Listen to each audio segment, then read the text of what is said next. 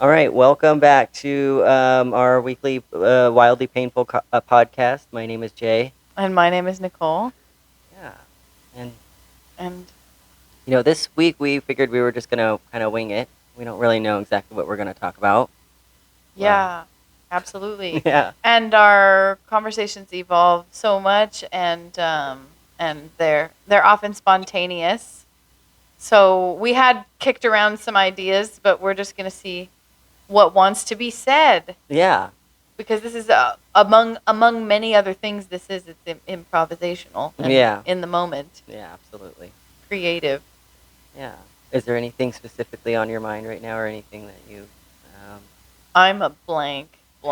You know, Blanky. me too. I'm about to pull from our reservoir Okay, of sure. topics. Sure. And I think I have a proposal. what is it? Let's get comfortable right here.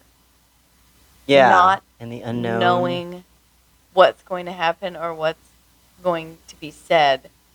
Because I'm exploring ways of not putting so much pressure on myself. Yeah. Does that make sense? Yeah, absolutely. So if we can sit in it yeah, and let it be topicless, but on the air, yeah, that could be a good exercise. you know what? Yeah, I think that's valid. What do you think of livers, Jay Bartlett? Livers? Yeah. You know, I've been worried about mine. Have you? Yeah. Do you want to talk about it? Are you talking about the Yeah. organ? Yeah, because that's what was talking to me when we were sitting there in the silence, and I thought, let's just talk about it. Oh, okay. Maybe that's okay. Do you want to talk about your thing, or Maybe. do you not feel comfortable? Because Yeah, we can. Okay, what are you worried about? Well, I'm kind of like I might be a borderline alcoholic. Really? Really?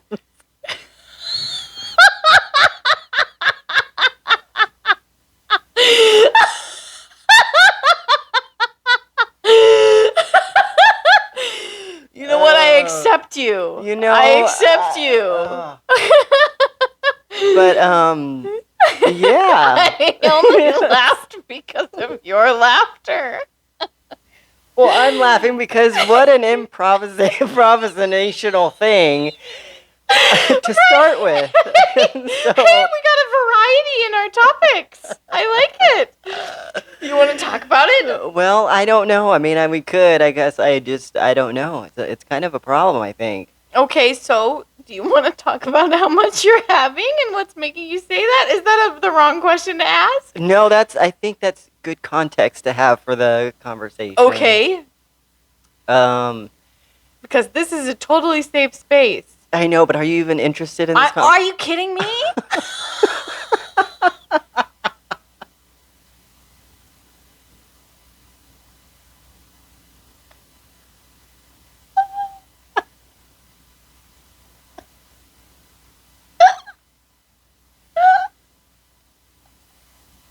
Oh shit! Gold! Gold!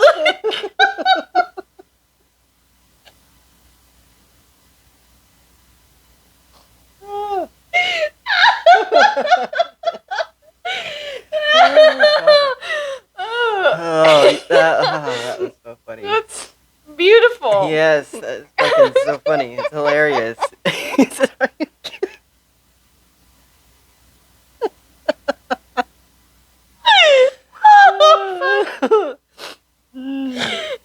Uh,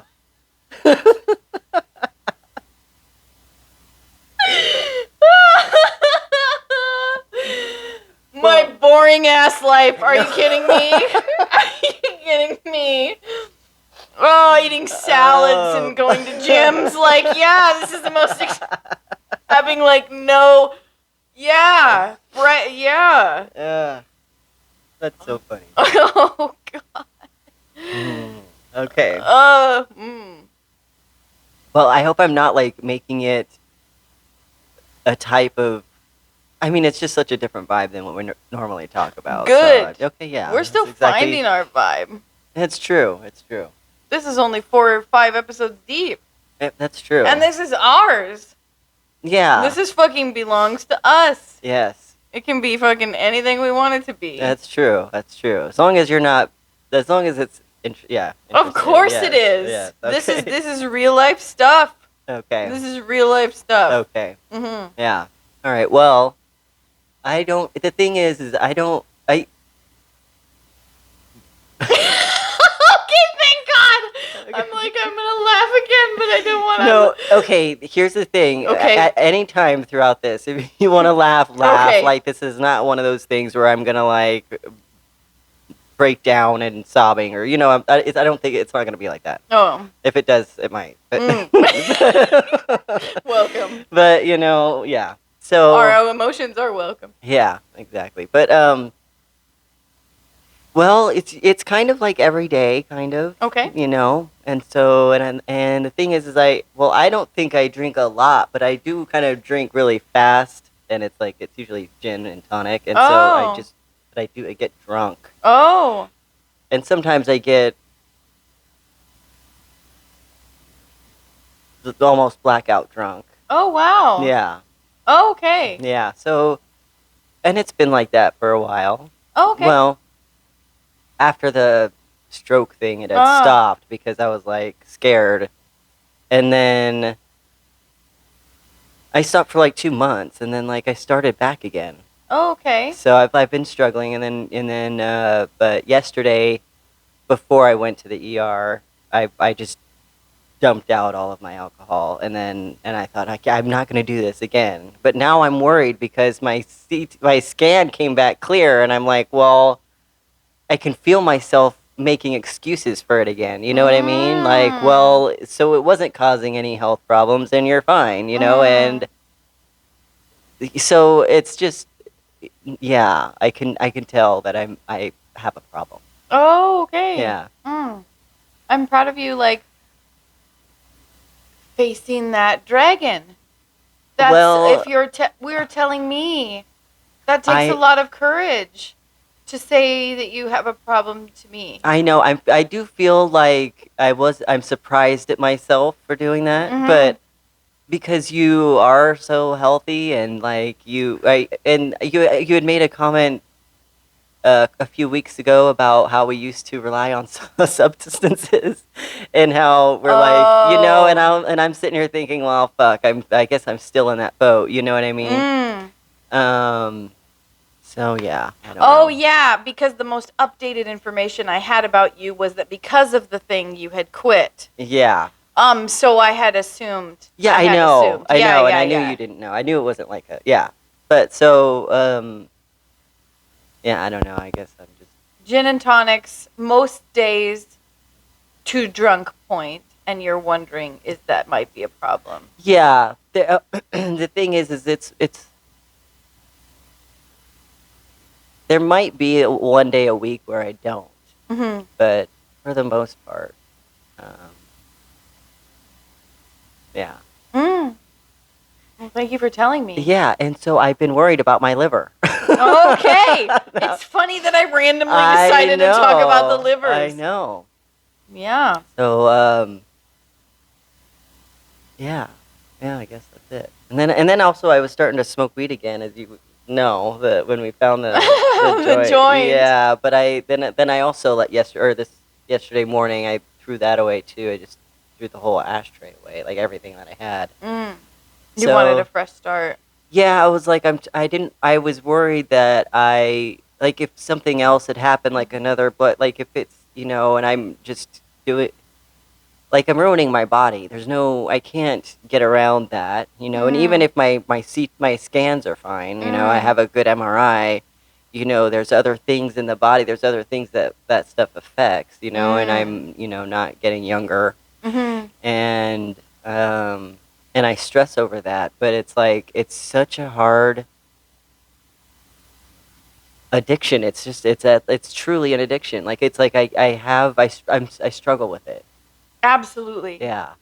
Well, thank you for saying that. And I have nothing but the utmost respect for this being difficult, because even though we live in this society now, our nervous systems, I don't think, are hardwired to deal with stuff like this, because and we have sensed it. Okay, I was reading about this because even The reason I got off my substances is because I have I have such a sensitive nervous system that even caffeine does that shit to me where I can't.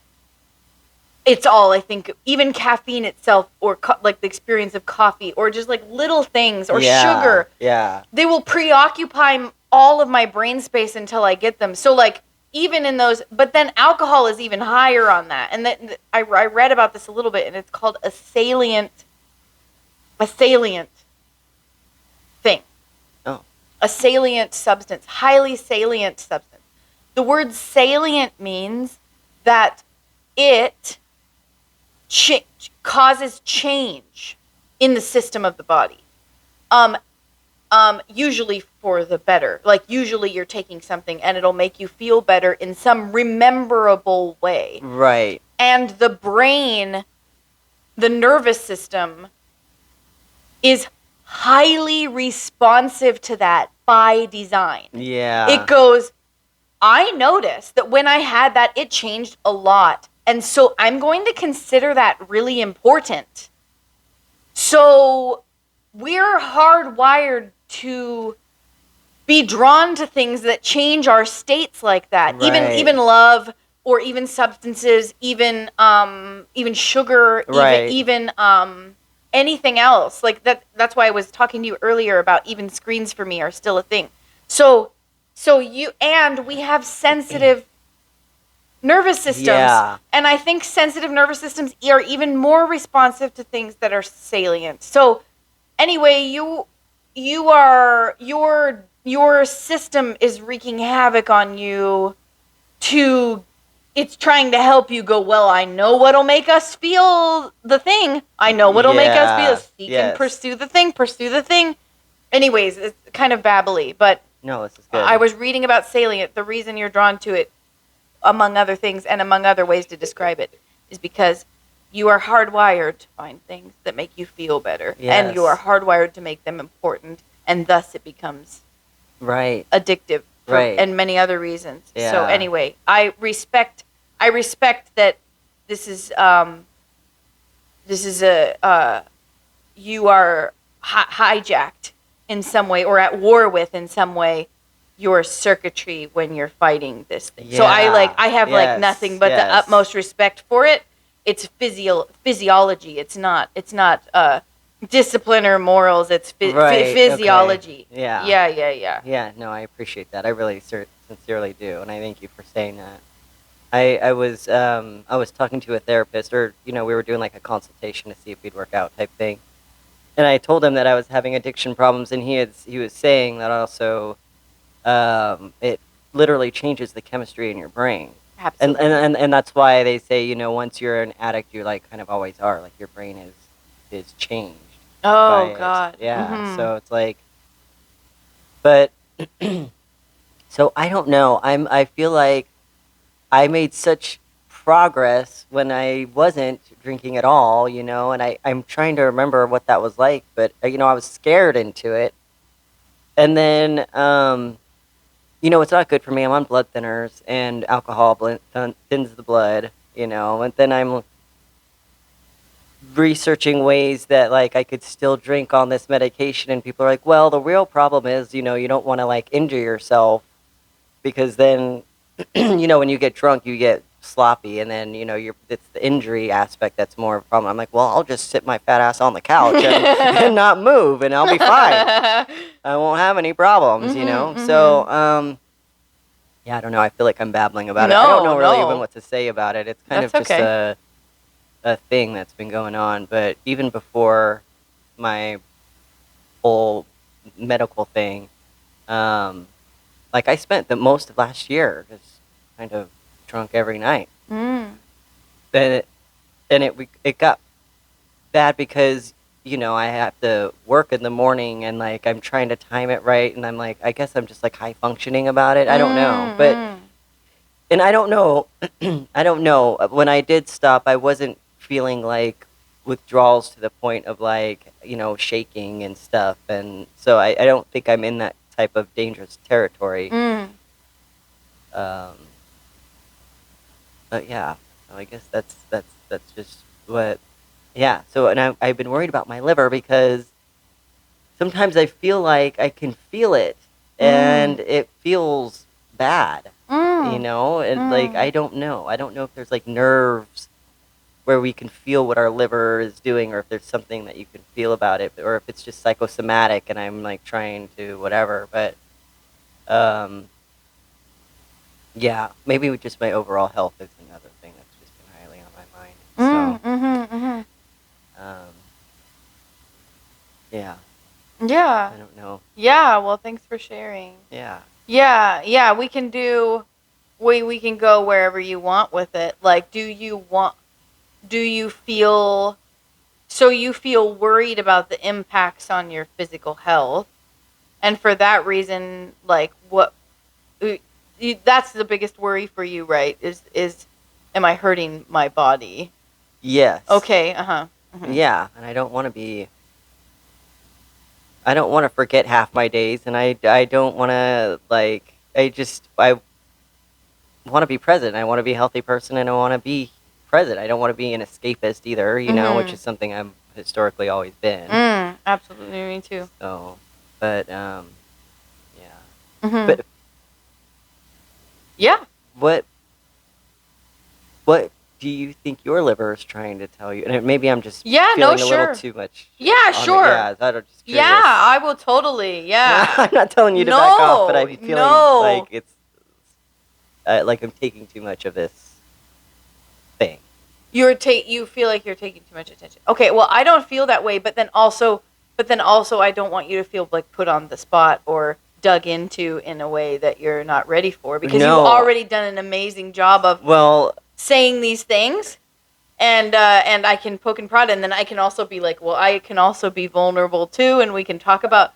I'm free to take it or share anything. Yeah, I mean, I'm honestly, I don't, I'm open either way, I guess. Mhm. I'm whatever you feel is the best. Well, I way. feel like that I have an interoceptive personality, which I guess I learned what I think means like just constantly kind of trying to be in tune with my body. Yeah. I think that's like my default goal mode. I think that's why Vipassana interests me. And so when you talk about can we feel the liver, I feel like I hear from the liver all the time. See, and that's the thing. It's so funny that you say that's your goal, because I've always felt that about you, is that you're so in tune with your body. Thank you. I consider that a compliment. You're like, oh, my electrolytes are low. Like, I don't understand how that is understood, but like, or like so that's interesting that you. So it's talking to you all the time. Like, you feel like you can just sense what's going on with different parts of your body at any given time, or I mean, maybe there's a general sense. There's a general sense sometimes, of the liver, and I think that I think this is intuition and maybe a touch of Chinese medicine coming in. The liver is where we suppress our emotions, and as we've maybe talked about, I tend to like suppress emotions, so I think I've always had like a ton of traffic there. And when I can really relax or process emotions, I sometimes feel, and luckily I think I'm getting there on the backlog because I don't feel it as often. Yeah. But I'm constantly aware of my liver, because accidentally with like my thoughts or intentions or whatever, sometimes I'll be like, oh, I think I'm pushing against something or feeling something going on there. Yeah. So I feel like I'm constantly, or like, let's say I take a bunch of supplements at once, and it's a time when I'm really hormonal or digestive stuff. There's already a bunch of traffic in the liver. I can feel that the liver gets sluggish.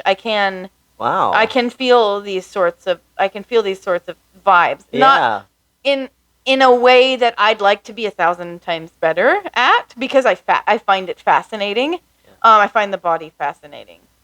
But in terms of like, you feel like your liver is hurting and talking to you a little bit sometimes, I would have no hesitation in believing it. Even if we don't technically have nerves, or I don't even know if we have nerves, but I would guess we maybe do, but I don't know.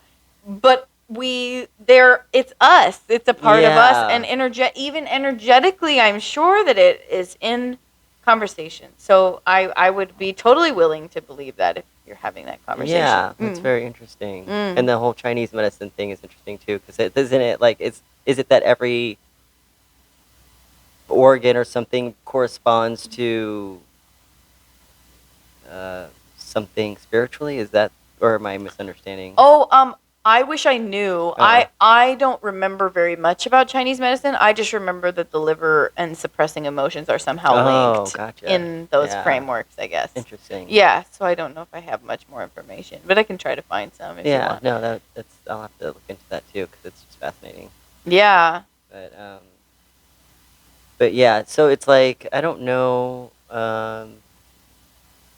Yeah, it feels like it's a very physical message that I'm getting. Like it feels less intuitive because I think I actually try to fight the message. Like my mind is like, oh, that's probably just some random thing that is not bad or something, you know. Mhm. So I don't know. I'm curious how. I'll have to like pay more attention. I'll have to have more intention when when my body's trying to tell me something. I think, yeah. Yeah, I think that's a whole learning thing, and we can get in our heads about it. And I feel like you and we've talked about the fact that we're not in touch with our bodies and can dissociate pretty heavily. Yeah. So then we might be getting signal, but it's hard to interpret signal from noise and mind from body, Right. and it's difficult. I think it's a whole learning curve. Yeah. Yeah, it is. And I also think that I'm kind of in denial that maybe I might be hurting my body, but so I'm like, I don't want to hear that message. Yes, And yes. so like, I'll just try to find a way to reason it away or whatever. Yeah, absolutely. But yeah. Yeah. Yeah. That's yeah, I think intonation with the body is something that's probably really super important, but something that is like really hard won and hard earned in today's world, and it's not like hard earned. yeah, and I think maybe like not emphasize. I get if we meet people, I think maybe they're focused on it, but like I guess mainstream culture, I don't know if that's good for anything, but it's just not. I just don't see it being talked about. What I see is like, yeah, I don't know. Getting stuff done is really valued or whatever. What am I trying to say? Intonation with your body, I don't hear it being praised enough as important, but I feel it's probably the most important thing. Right. Yeah, absolutely. Mhm. Absolutely. I mean, our bodies are like, each part is like its own living thing, you know? And my mom, she used to always tell me, like, every morning she would do this little meditation where she would, say hello to each body part, just Aw. make sure that it, like, felt seen, Oh. like, hello, heart, and, like, spend time with it, and hello, lungs, and spend time with it. You know what I mean? Like, and I think that, well, I should probably start doing that. Oh, that's so sweet. Yeah, but but I think that's probably like a really important thing. But also, it keeps you in the present moment too, and like it's probably just giving like honor and recognition to the thing that's like keeping us here. Yeah. You know. Yeah. Absolutely. Yeah. I love that. Yeah. I always think about that, but I rarely ever put that into practice, and I think it's a good thing. Oh, it's so hard to practice things, daily rituals. I know. Yeah, it really is. I've had such a hellish time trying to establish any discipline or ritual. Or It's like, why? Yeah.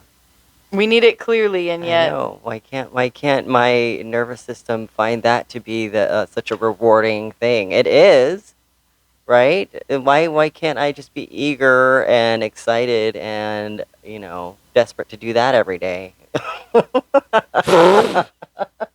You are asking this question, the question. Yeah. Why aren't things that are good for us things that call us Right. with the same force and magnitude Right. as things that are, I don't know, so detrimental? I know. It's like you know what? It's like the cheap quick fix in a way, which isn't a fix at all. But then it's like I think what I'm trying to say is that the things that are ultimately most gratifying are going to be the things that you work for, Yeah. or the things with the most reward. Yeah. Kind of. Yeah. But I don't know why it's set up that way. It's fucking stupid. Because, like, why can't it just be easy? Yeah. Why can't my body just want all that shit that's like supposed to be good for me, Yeah. discipline and all that? Yeah. Yeah, absolutely. It's so yeah, it's so good. I guess it feels like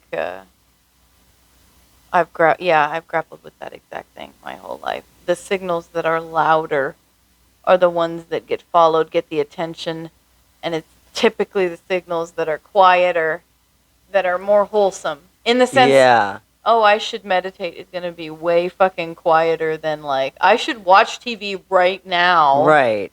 And it is really hard to. We have so much willpower in a day, and we have to spend it carefully. And sometimes I think Yeah. battles are lost. Yes. And then, unfortunately, when battles are lost, it feels that the wiring is reinforced again. For example, when you have another drink, Yeah. it goes, that was great. Yes. Let's reinforce that groove in that brain. And so Yes. it's so frustrating. But then it's really empowering to think about, oh, but I didn't that time, so then I unplugged some of Yeah. the wiring. But it's a tug of war. It like, is. oh my God. You know what? It's the most embarrassing thing is I'll wake up and I'll be like, I cannot drink anymore. Like, I am so done. This is like, I have to stop this. And then halfway through the day, when those feelings have left, I'm like, well, I've got more in the fridge. Like, it's like I just can't wait for work to be over with. And, and then that's what I do. Like, it's so weird how just in one single day, I can go from hating it and swearing it off. And I will do that like every day. And then to like being so excited that I get to like indulge in it yet again, Yeah. So it's interesting. It's the cycle of it is kind of it's wild to think about or like to talk about yeah, interesting. I love that. I'm going to send you a set from one of my favorite comedians called Tom Papa because he has a set about this exact thing. Oh. He's talking about in the morning how like he's making like a protein smoothie and his family's eating like sugary cereal and he's like, you guys are a bunch of fucking losers. Like I'm totally paraphrasing and butchering it. Right. But he's like judging them in the morning, but he's like, but that's morning Tom. You would like morning Tom. Afternoon Tom is taking that same blender and he's blending up margaritas. And then the family's like, oh, really? Drunk before 3, are you? Like, so he presents it in a hilarious way. I think it's really relatable. Yeah. Waking up with all these hopes and dreams and aspirations. And I don't know exactly what physiologically happens, but that's so universal that the goals that you set for the morning version of that is... Yeah, well, I find at night I'm like, I'm going to change my life tomorrow, but then in the morning I feel lethargic. So I'm impressed that you're in the morning having aspirational things. Well, then the day starts to weigh on me, I think. Shit. But yeah, that's interesting how it's kind of flipped for you. But I used to get like that too. Like at night, it's like, okay, well, tomorrow's a new day, and I'm gonna like do something, different, But yeah, I get that too. Yeah. No, I get it. I get it. Yeah, I wonder what's happening. I wonder if it's purely like a craving for the fix, or I wonder if do you think there's any like bad feelings throughout the workday? Like, does it feel less eager to drink on the weekends, or are you happy because you have more time to drink on the weekends? No, I'm happy. I'm happy I've got more time. Okay, yeah. Okay. And I think really at the end of the day, I think if I like, it's probably, I mean, it's physiological. Yeah. I can tell my body is like feeling like it needs it. Yeah. But it's also just, it's a form of escape from just my own regular thoughts. And I can just... Escape from your own regular thoughts. Yeah, I don't care as much when I'm drunk. And oh my God, I will wake up the next day and I'll have notifications on my phone about some comments I have left on some shit, and I am a fucking asshole. Are you? Yes, Oh. and I have to delete it, and I have to. I'm like, it's like the shame. It's like the walk of shame for me. Like that's Holy just trying to shit. clean that shit up. Fascinating. So you've got a drunk alter ego that's an asshole. You're like such a Sometimes- gentle person, I I'm know. so I'm like, fascinated. oh my gosh. So we got a shadow walking up. Yes, there was this one lady. She made some comment on Facebook about, I don't know. I think she was praising Trump or something, and then I was like, I called her like brain dead. I don't know. I was just like, I don't know, and I like obviously like, I don't know. But it was a rude comment, and I guess like, I mean, I understand why I did it, but like at the same time, I know better, and I'm old enough to not do that online. I don't know. Like engage, like you. Yeah, would- just like, engage. Everybody's oh. got that opinion, and she was like, an old ass woman. She's like, I don't know, 75 or something. Oh, okay. You know what I Mhm. mean? And like, I don't know why she triggered me so bad, but there's been so many times I'm like, I can't even believe that was me. Huh. Like, I'm like, did somebody take my phone? Like, what the fuck? You know what I mean? Did somebody hack my shit? So I don't know, but Oh, fascinating. yeah. Well, maybe there's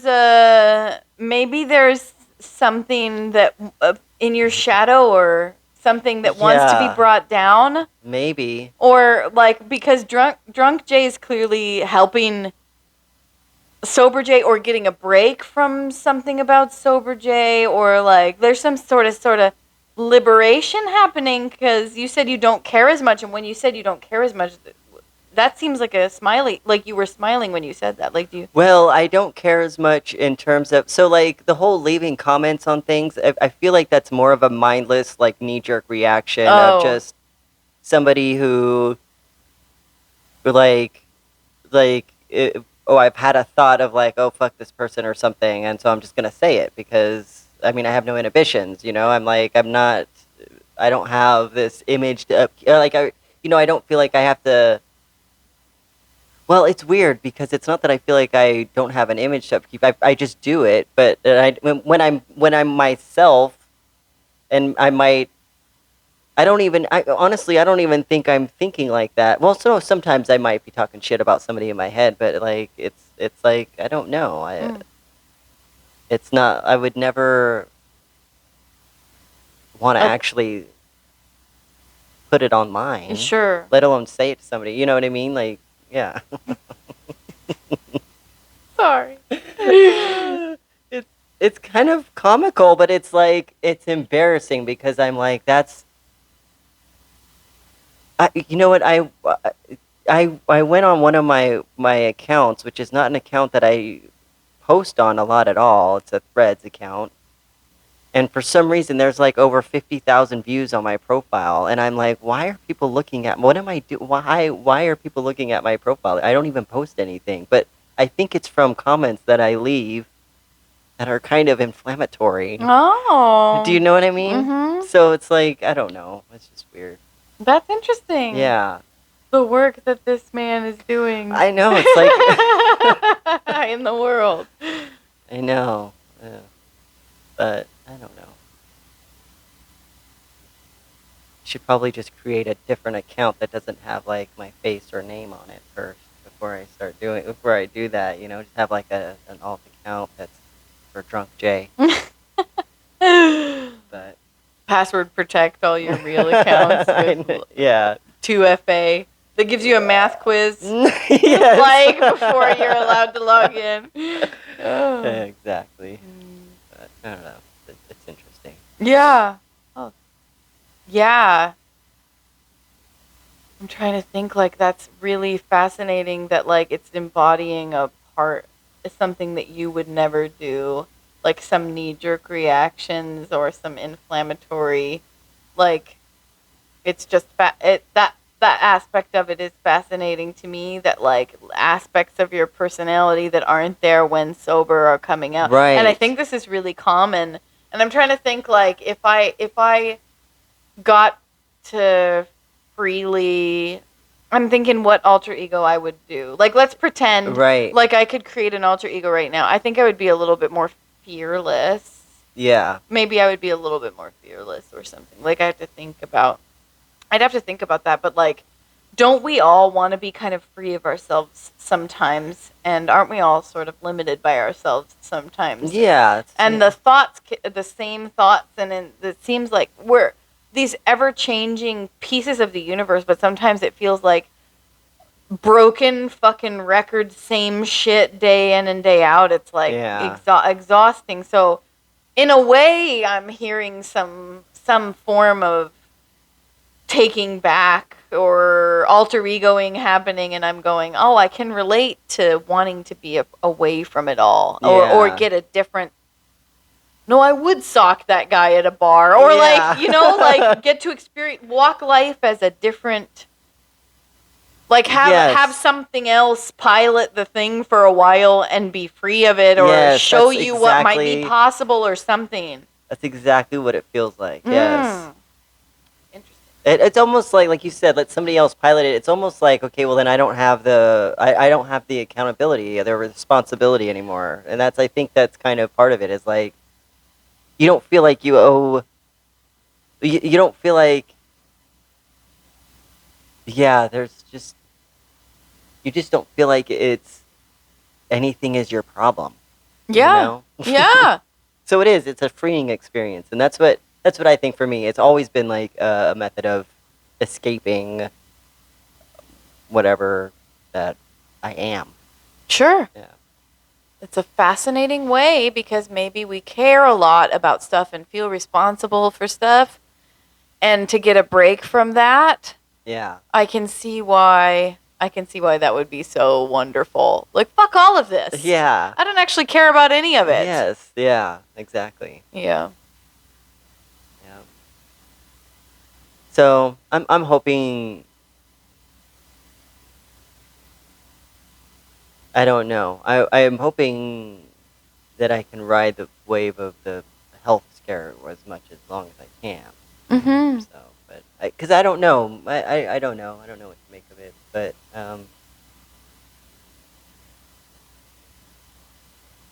yeah, I'm kind of in a weird place right now, I appreciate you sharing. Yeah. I appreciate that, and this is your journey, and you can do whatever you want to take it, but I feel like you've made a lot of good steps, because I think that it's vulnerable to admit this stuff, and that you've let us poke around in it, like, oh, I make the inflammatory comments, or, oh, like, here's what I'm feeling when I'm doing this, here's what I'm feeling when I'm doing that. I think there's, above all, I can't make claims, and everyone has their own experience, but I value awareness above so much else. And so what I think you've done by at least talking about it so far is apply awareness at the very least. You've said it out loud and you've verbalized it. We've talked about a little bit of it, and now I think there's maybe more awareness. And that's good, because I feel like I would want to find any dark corner of this that had any shame in it, and I would just want to not have it feel shame anymore. Because I feel like for some reason we can get ashamed of these things. Yeah. And I think that can precipitate them more than the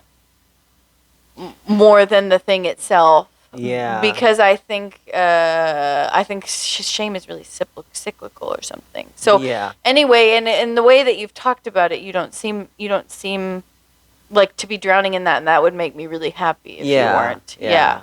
I think I don't drown in it, but I definitely have shame. Mm-hmm.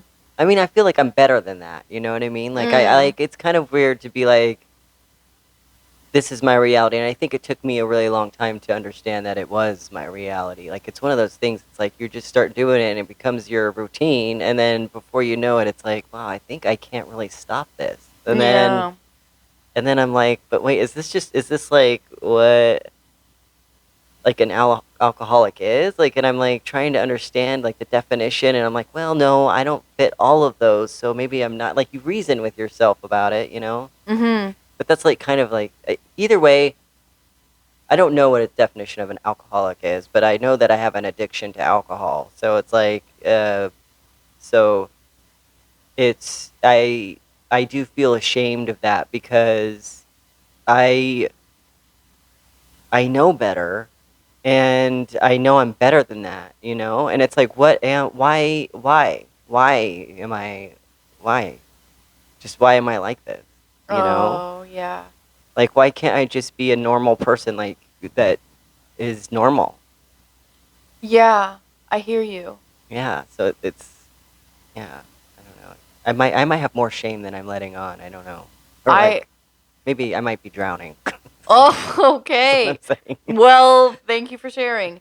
I think when you tell me this, that I consider you now more normal for some reason. Maybe that's distorting. Maybe I'm distorted, but I feel like everyone is dealing with some really hard shit. It's just how much they're facing it and how much you can tell. But I feel like in this day and age, people are trying to grapple with these things more, and I don't think I could throw a rock very far or whatever before I hit the first Alcoholic or Narcotics Anonymous or Sex and Love Anonymous or whatever, like, a participant in this very neighborhood, in any very neighborhood. Like, Sure. I think they're all over, or they're struggling with other things. So that's the first thing, is that when you say that you're struggling with this addiction, I consider you more relatable and more normal to my physiology, because I feel like life is fucking really full of this stuff. Because what were we just talking about before is I have these patterns with men that I was discussing with you before. And I will tell you 1,000 times, consciously, I know what I'm doing. I think you remember me saying this. Consciously, I know what I'm doing is so useless, so futile. It's creating so much suffering, but I don't know how to stop. So, in the sense that you don't know why you're doing stuff, I hope I could at least tell you that that's the whole world. We have our conscious Sure. mind, Yeah. and then we have our unconscious mind. How less complicated. I don't know if I want to see that world, though, by the way. If we could just use our conscious minds and direct ourselves to be exactly what we want, I think there would be, I don't know what that would be, because Yeah. I don't know what that would look like. That might be bad in its other ways. But it would seem simple. It would seem simple to be like, I know this thing is harming me and I should stop. But if you go and ask everyone on the planet, hey, when you know something's bad for you, can you stop? Are they gonna say yes? No, I don't think. I think everybody's dealing with something like this. That would be my vibe. Sure, yeah. I Is appreciate that everyone is addicted to something, I feel, because that's our nervous systems and the Yeah. world we live in, and that nobody has full control or understanding of why they do certain things. Yeah. So the subconscious mind and the conscious mind are fucking worlds and miles apart. Yeah. That would be my absolutely. thought. No, I appreciate that. That's very true. Mm. Do you ever think now? I mean, maybe we're just talking about this now, but do you ever think about going to meetings or finding people to talk to about this, in the sense that it might make you feel less ashamed and alone? You know, it never once crossed my mind, Okay. actually, which is kind of interesting. That's okay. But And it doesn't even have to. Just, I want you to be around other people going, this is hard, so that you know yeah. that you're not alone. But anyways, I'm sorry, please continue. No, I was just gonna say that it's interesting for you to ask that, because, and for me to realize it never crossed my mind, is because even though, well, it's like, even though I feel like I've recognized I have a problem, I've still told myself that I'm not one of those. Okay. But I'm realizing that I've created a category of people that I thought I would never belong to, Mm-hmm. that I could probably get very deep into this and lose everything in my life over it, and still probably not consider myself part of that. Like, it's just interesting. I guess maybe I have subconsciously, like, I don't want to say villainized, but, like, just considered that something that I couldn't possibly be a part of, even though I'm almost right there, I think, and I could actually, I don't know. Maybe a denial is probably what I would be dealing with. I don't know, Yeah, sure. but I don't. Yeah, I guess I struggle with understanding how bad of a problem is it really. I don't know. I'm able to work, and I guess that's what I'm basing the entirety of it on, is the fact that I can still work. Mm-hmm. Like if I lose my job to this, then I have a problem. But Mm. like I know that's a fucked up baseline or benchmark, because I already know the cycle of wanting to quit every day and then wanting to drink every day. So there's a problem. There's a problem. I can't deny it. Yeah. That's okay if there is, and you don't have to do anything. But I just only wanted you to feel less alone. But Yeah. but these things I totally get.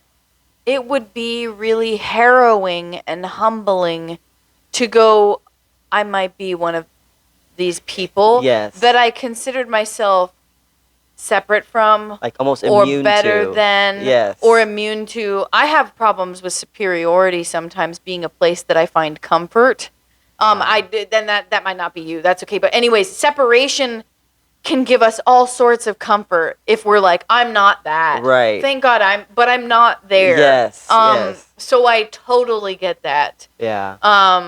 Yeah, I find myself doing that all the time, and it would be humbling. Even this is not going to be a good example at all, because it doesn't help with the magnitude or anything. But like, I can understand parallel feelings of it being, like, I guess, humbling or harrowing to have like traveled all around and then come begging back for jobs from my old boss. Does that make sense? Oh, right. Because I thought I'm going to be doing something different with my life.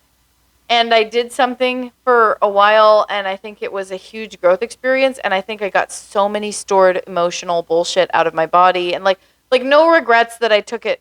But then any separation that I made from, well, I'm not going to be a developer anymore. Watch what happens to me now. This is a propeller upward to my life. And then to come back. And again, it's not matching the magnitude. No, Sorry. it's as good. This is a good. But I definitely, every time I reach for my boss for help, first time to ask for a job, second time to ask for a reference, and third time now to ask technical questions, I end up in tears because Yeah. it is, life is humbling. Sure. And I don't know if I don't know if I'm way off base here. No, not at all, because I think it makes total sense, because when you started to move away from that life, it kind of becomes othered to you, Yes. and you're like, well, I'm advancing from that. Yes. And so to feel like you have to go back to it, it's like, oh, I've got to step down, or I've got to. You feel like there's going back to something that you thought you had advanced from. Yeah. So I think that's completely valid. Yeah, that's a very good example. Mm-hmm. But see, and that's the thing, is like, and we might be, I don't know. That's the thing, is the thing that you've othered, or something that you've advanced from. It's possible that, I mean, in the context of the example that you've just given, is that, you've advanced and you've grown and you've gone on this whole different path that really had nothing to do with this job, but then maybe you coming back as this new person and just even reaching for this other job, I mean, it doesn't necessarily mean this job is low, or it did not advance as well, but just in a different direction or something. Yeah, And yeah. so, like, you could still meet at a high level together. And also, your perspective, I might be pivoting, I don't know. That's but fine. your perspective of the job can shift. Absolutely. It's yeah, I think, it can shift into, maybe something that's I mean, it's going to serve you in different ways now, and so it's up to you how it will serve you. So you're more empowered in that way. You have a new mind. You've gone through all this other change. Right. Yeah. But yeah, I think I kind of switched gears there for a minute. No, that's okay. Yeah, that's fun to. It's fun to think about what it could mean. Yeah, but I get it. I get feeling that level of shame, and I've actually felt that way similarly in a kind of similar fashion, going back to like corporate world after feeling like you've ditched it, and then it's like, ugh, okay, well, I guess I have to like bow down now and be a little slave bitch. You know what I mean? Like, so I get it. I get it. Yeah, Yeah. humbling, Humbling is absolutely, it's very humbling. harrowing, and it's depressing. It's depressing, yeah. Because I kind of feel like it's so hard to reconcile with, like, you feel all this, like you have this purposeful thing inside you, right? And that Right. you're built for something great, and then here's the systems and structures that are there, and you can fight and grapple for, but I don't know, probably, and it's really murky.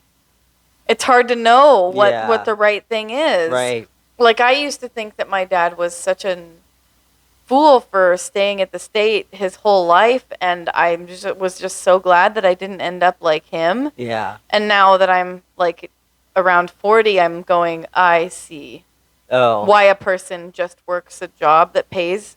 Yeah. And it's almost like a job almost helps me direct my energy that's a little scattered sometimes. Sure. And manage and forces me to manage my time, and so anyway, this is all neither here nor there, but like, yeah, it's humbling to go, I don't want a normal life, and then come back and go, no, I see the value, I see the balance, Yeah. I see the joy, Yeah. I see the simplicity, I see the, boy, if right now, if I could, even just if somebody helped me and said, I'm going to help you this many hours a week, and here's how a concrete way that you're going to help people, I would trip over myself to be there. Because I think for me, maybe not everyone, a normal life is like someone's helping me direct my energy and giving me tasks, and like that is kind of harder than I thought to pioneer off yourself and just go do. Right. Anyway, so there's just tons of values that I see in the ordinary life that Yes. wasn't there before. I know. Yeah.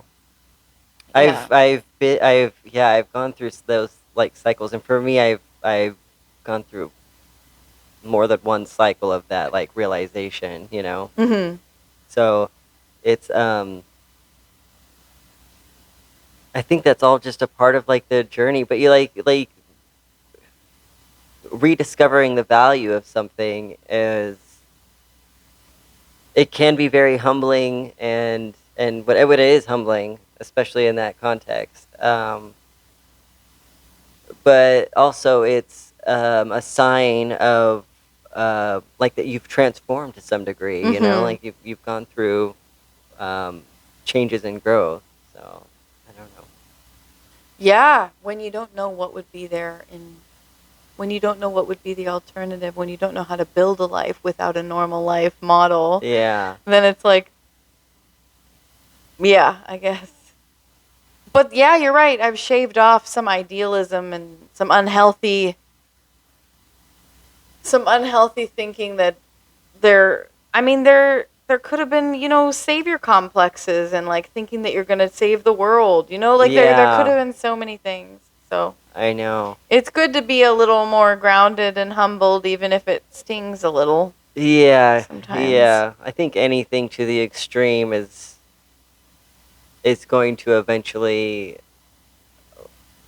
like bite you in the butt somehow, or you're gonna swing the pendulum's gonna swing the other way, or like it'll have to always has to return a little bit. I don't know, 'cause it's still unbalanced when it's even being too idealistic is, I think, sometimes very painful. That is very painful. Yeah. Yeah, reconciling the ideals with the real world is a bit of a Yeah, painful process. it is. Like in order to survive, you kind of have to accept what is to a certain degree, and also care enough to fight for change. You know what I mean? Otherwise, we'd all just nothing would ever change. So it's, but also, like sometimes I see people and they're radicalists, and I can see like they are so tortured by the state of the world and things, and I totally relate to that. And then at the same time, I'm like, is the torture worth it? There's I guess balance is like the secret treasure of life that you just gotta find, and It's everything. And it is. I used to think of people that are balanced or simple or have a simple regular life. I used to think of them as so boring, and yet now here I am bowing to them because they make their fitness classes every week, Right, and boring, and yes. they are able to get to sleep, and like Yeah, it's almost just like they're unevolved or something. Like they're yeah. like, yeah, exactly. Like, don't you think outside the box? Don't you take risks? And I'm going, oh, I took risks. I know, yeah. Now I've come back from that going, you're the one who knows. Exactly. Yeah. And they're still falling asleep at night with Right. with a soft smile on their face and Right. yeah, snoozing away. Yeah. That's funny. Yeah.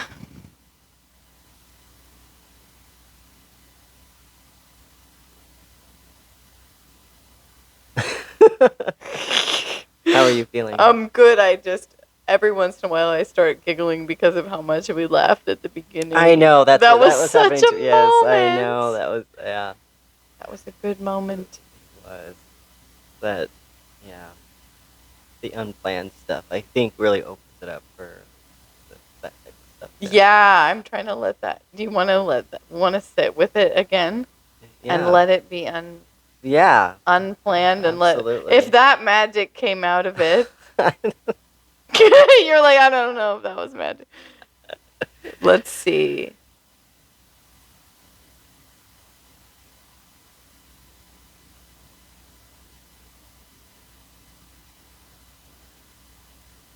Yeah. Are you what? Yeah. I'm just feeling now my solar plexus Okay. light up and feel really peaceful. Which one is that? That's the third? Yeah. Okay. It's powerful to let the planning and controlling go for me because I'm so overly trying to control stuff all the time. Yeah, I know. And I think that's what makes like silence so awkward Mm-hmm. is because people want to yeah, it's like you have to kind of give up. You have to let things be as they are in a way. Settle. Yeah, you just got to yeah. And like yeah, there's nothing wrong. Yeah, figure it out.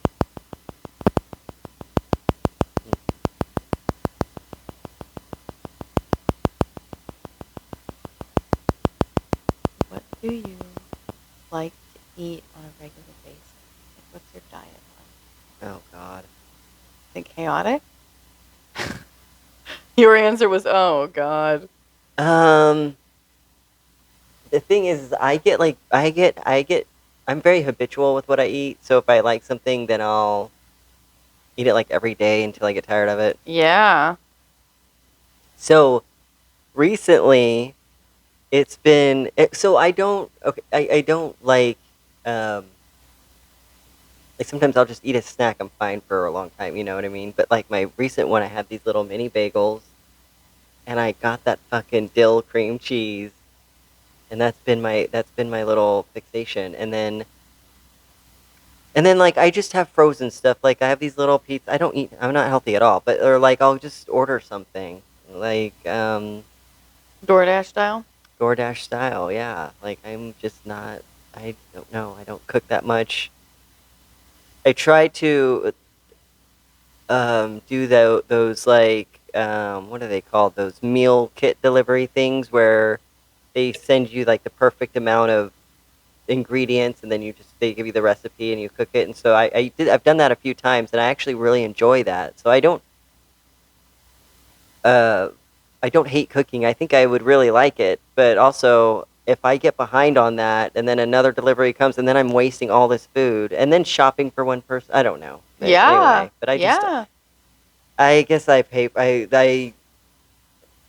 am more for convenience, but more than anything. Mhm. Yeah, but why? Because earlier I spontaneously was like about the liver, and then the thing that was coming up was the gut, and so I was curious Oh, how your gut was feeling yeah, I know. and what it likes and what it doesn't like food wise. Interesting. Yeah, I'm just going now.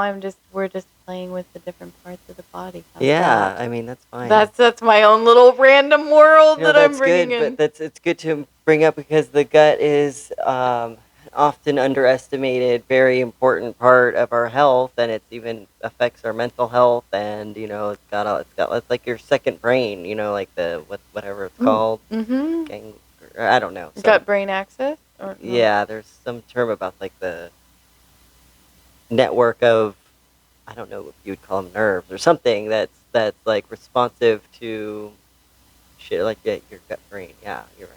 Yes. Mm-mm. So, like fixing your gut health is supposed to fix a lot of like whole body stuff. Yeah. Yeah. Yeah, absolutely. Hey, we ate a salad. Yeah, and I've been eating salad more, so thank you for that. Once a week at least we're Once, eating yes, salad. once a week. This is like only recently this guy teaching me this stuff because it was so chaotic before. Yeah, it was. Oh, really? Yeah. So, yeah, I'm Yeah, trying to, but yeah, at any moment I'm ready to fall back into. If I yeah. could afford it, there have been phases when I was eating DoorDash every night of the week. You Like, know, I really try not. I I don't do it as much as I used to. I really don't. But um, I'll just yeah. I don't know. I guess I just kind of I don't know. I've never been a very conscious eater. You know. I don't know. I don't know why. that's okay. Yeah. Maybe you didn't learn it before. I really didn't. It's kind of hard to do, habitually hard to do too once you haven't been. Yeah.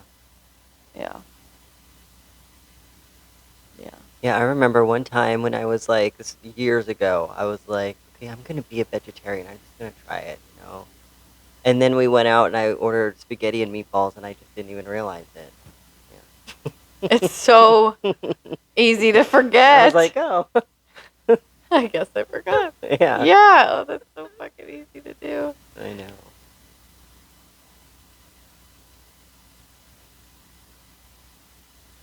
Yeah, that's another one of those things. Diet is boring.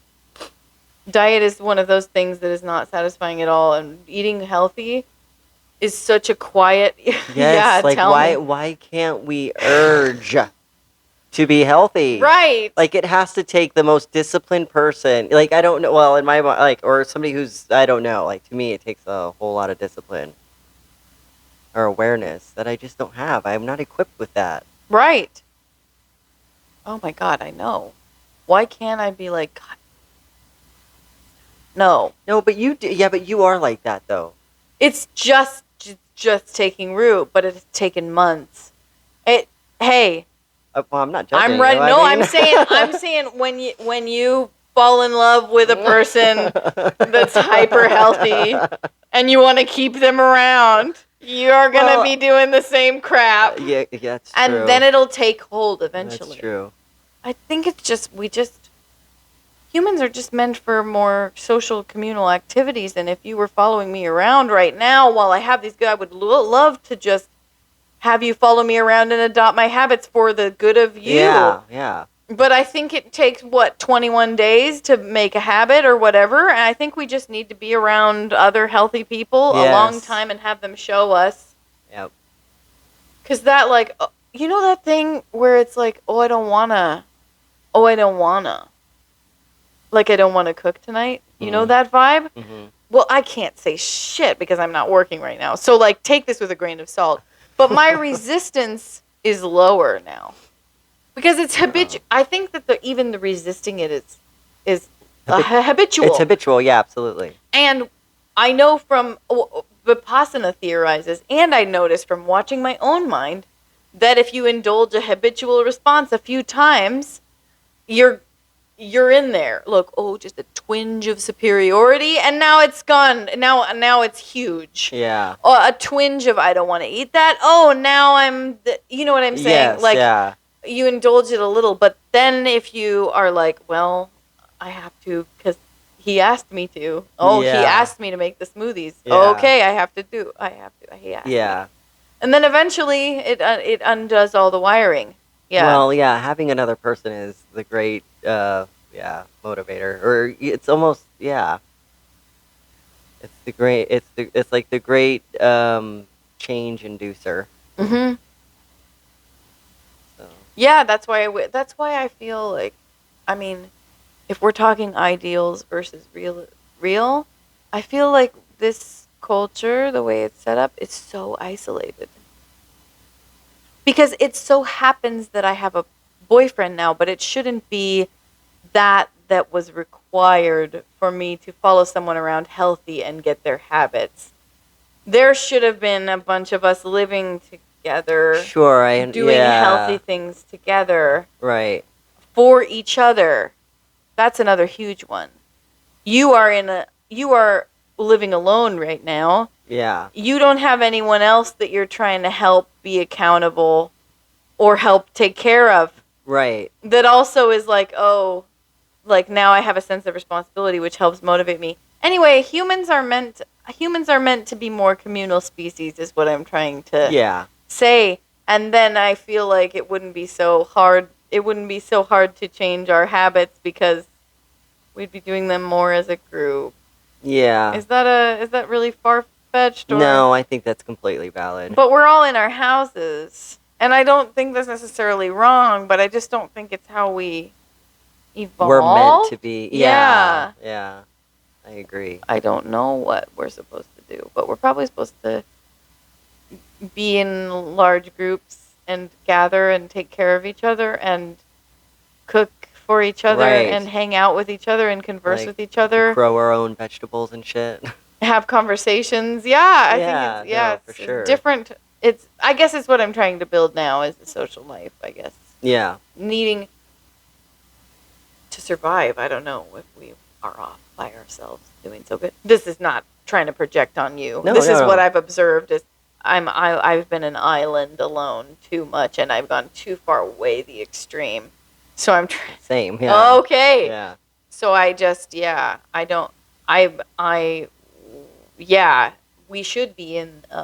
we should be all living together and you should be adopting my habits if they're good for you. And I should have adopted them years ago by hanging out, not in just a boyfriend context. Yeah, anyways. Yeah.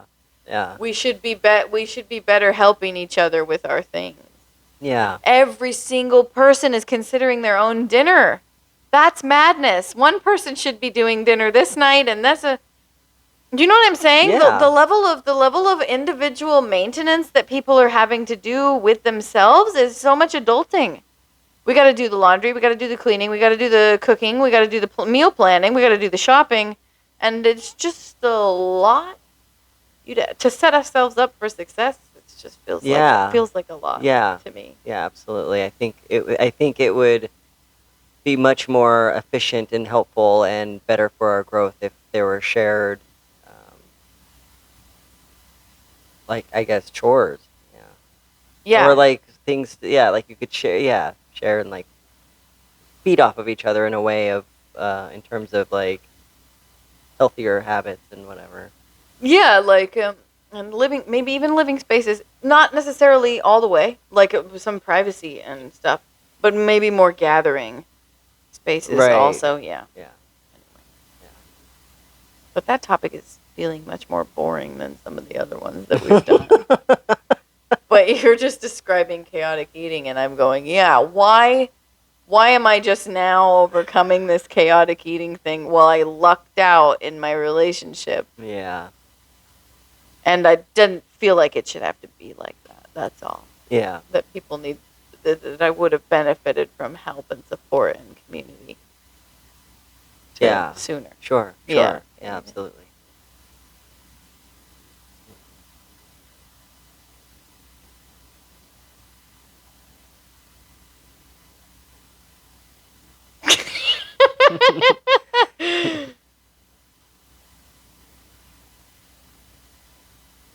Yeah, totally fine. It's funny because as you were talking, I eyed that chocolate cake. And I was Yeah. like, "God damn, that looks good." Yeah. Yeah. It's funny. That was okay. I must bad. I haven't baked anything in a long time, and I started putting it together last night. And it said half a cup of water, 3 eggs, and half a cup of coconut oil or whatever, or a veggie oil or whatever. Yeah. I subbed the veggie oil and I put in the eggs, and I was like, God, this is thick. It's so thick. It's so thick. And I finally got it to some fair consistency, but it was just a glob. And I only realized like a half hour later. I was talking to ChatGPT. Thank God for ChatGPT in this day and age. But it's like, well, sounds really bad. Like you need to add some oat milk or what, and that's what I did. And then I added more and more and more and more, and it's like, no, it's still too thick. No, it's still too thick. I realized I never added the half a cup or the cup of water or whatever that it had said. But I don't know what would have come out of that shit, but it was not. It was like solid almost. It's like by the end it was supposed to be like almost liquid, the batter, but That's funny. it was solid anyways. I'm just happy about AI. Yeah. Me too, even though I think that's a very controversial thing. No, Like absolutely. people, I think, hate us for using AI. Yeah. Yeah, there was this movie about I saw a few weeks ago about AI and like what could happen, like the AI race to like everyone is kind of racing to get like a super conscious AI, Yeah. and they're cutting all these corners and messing up the environment in order to get there. You know what I'm saying? Yeah. And not worrying about safety or whatever. Right, right. And it's really scary because in this world, people are rewarded for sometimes. So we have our different views of manifestation in the universe or whatever and how the universe works, but sometimes it appears that people that cut corners and are safe and make selfish decisions and stuff like that, it appears that they end up on top. Right. So that's really hard to reconcile. Like Well, why? What do you mean? it's really interesting to watch that happen, I guess. Yeah. People are building data centers that take up tons of water and everyone's racing at all costs to build the best Right. AI right now. Yes. And it just feels like it's a scary time because everyone's willing to do whatever it takes to at the be cost of human life. absolutely Yes. human life, the environment, the Right. future of the planet. Yes. And there was this reporter in the movie that's like, everyone always talks about like, oh, AI can advance civilization, it can do medicine, it can do this and that, and she goes, if that were really the priority, why aren't we starting with that? And I'm like, Right. God, because we're not. We're starting with profit Right. Well, of or course, wartime yeah. strategy. Right. So it's kind of fucked. It is fucked. So when I say I love AI, I mean I love a little ChatGPT. Yes, that's exactly. But I'm a little perturbed by what's going to happen with AI on a broader scale. Exactly. Oh God. I love its little advice to me about little problems I'm having, but not. Not people unable to shower because all the Right, computing yeah, I'm not- resources. yeah, exactly. Oh God. But I'm curious why you said, or how that relates to manifestation, or what was your? It's Unless that's way too no, off of what no. you- Let me sit with that. What do I mean by that?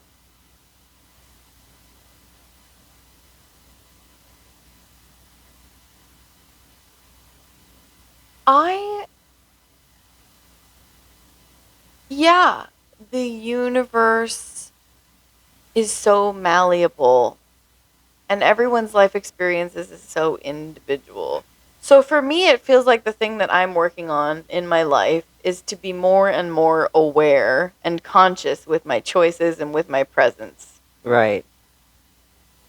And that and that would inform my intentions going forward. So that when I find a job, my intentions would be far different than they were a year ago. And then in a year, they would be far different. And they would be more mindful and informed. And I would be pouring my heart into my work. And that's okay if not everyone does that. But that feels like what I'm now, my modus operandum is to be more and more of a heart creature and less of a head creature in the present with good intentions. You know what I'm Right, saying? Absolutely. And so I feel like that's how the direction life is going for me. Yeah. And then that feels like how the universe works for me. And then it feels Right. like I'm going to be manifesting the fruits of the better and better intentions. Right. Of that. Yes. Exactly. Right? And the more and more presence and focus. It feels like that's what's going to happen. Who knows? Yes. Who knows? Yes. But it feels like that's what I'm working with now, which Sure, could be absolutely. yeah. So then when you see people like Elon Musk, for example, or Mark Zuckerberg, and they're trying to build, or the person who heads Google AI or OpenAI, and you see them, depending on whose opinion you ask, you see them hurting the environment, not regarding safety, hurting humans, hurting everyone at the sake of doing that. That's how he and his entire company, these people and their entire companies that are cooperating under them in these ecosystems. Right. That's their entire modus operandum is get the thing at all costs. Yes. Yes. It's just, but when you look on paper who's winning the game, I'm just some almost 40-year-old jobless person. And I say that I'm trying not to judge myself, but I'm just some 40-year-old person who gets really disturbed by her thoughts and has no job. And that's fine. I'm not trying to be hard on myself. Sure. But these people have fortunes and careers and networks and do you know what I'm saying? And they're Yeah. headed for this path of perceived glory, which might not be. But if you were to reduce it down to the results in the world, they're doing so much better than me. But so I don't know shit about the universe because they also get results doing it their way. Maybe more results than me. Maybe I'm still learning the game. But they're playing the game differently and kind of appearing to crush it in certain areas. Right. So when I said manifestation, I meant and thank you for letting me have this time because I'm trying to put words around it. I'm trying to come to terms with the fact that it can appear that people are winning the game while playing a very different set of rules than I ever intend to play. Yeah. Or and it makes me even it gives me question. Yeah, it gives me Sure. questions about reality. Yeah, I guess. Yeah, how's absolutely, that? Absolutely. No, What- that's valid. What do you think? Well, I think it's fascinating, and I think about this all the time. Mm. But it's like in my based on my understanding, it's like it's working exactly the same for both of you, in that they're getting what they perceive that they are capable of based on what they want and what they expect out of the world, which is what's happening for me and what's happening for you. And I think if you felt motivated enough and had the self-concept to want to rule in the way that they want to, then that's where you would be, you know? And so, but I'm not saying that, so when you say they're crushing the game and you seem to not be, but at the same time, how are you not crushing the game? Whose game when what game, and who's giving those rules? Is it you? Are you talking about power and money? Is that what wins the game, and so they feel like they're winning the game, or like what? Because they're getting self-fulfillment, and if you say that what you want is to be more present aware, and you are becoming more present aware, you are winning your game. Yeah. You know. Mm-hmm. And so whatever you are met with is what kind of you expect or what you set out for. Yeah. You know? Mm-hmm. Yeah. Yeah. I guess they're on track to know what they want and change history and the face of the earth. And it would be cool to also know what I wanted and change the course of history. And that's the thing with that's the thing is you literally only need to know what you want. Mm-hmm. Do you know what I mean? Mm-hmm. And to know that it is fully and 100% capable of being given to you. Mm-hmm. As long as you are not resistant to it by doubting in the ability for you to achieve whatever it is. And that's the thing with people like Elon Musk, man. That guy, if he believes in anything, it's in himself Mm-hmm. and what he thinks he deserves. Mm-hmm. And he will not accept anything less. Mm-hmm. And that's why he's where he is. And it's not, that's the thing. The universe is not really, it's not a moral universe. Mm-hmm. It's a self-reflection, Mm-hmm. you know, and that's we're not here to abide by morals that we think have been given to us by anybody else or anything. We're here to experience ourselves in a way. You know what I mean? And that guy does not care if he's an asshole. He will be an asshole. And that's why some people who are fucking assholes seem to be on top, is because they put their perspective first. Mm-hmm.